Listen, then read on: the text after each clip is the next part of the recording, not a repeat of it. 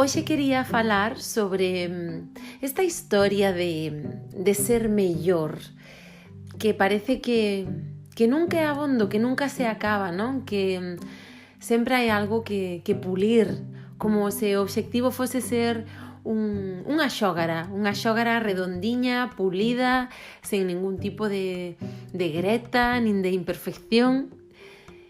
Para iso quixera comezar lendovos un texto que escribín e despois compartindo unhas cantas reflexións máis ao respecto.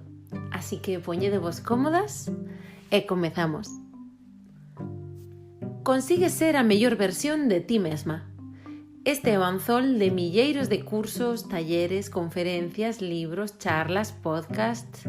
Sen dúbida é un bo gancho, porque no máis recóndito todas as persoas cremos que somos defectuosas e que hai algo que temos que arranxar no noso interior.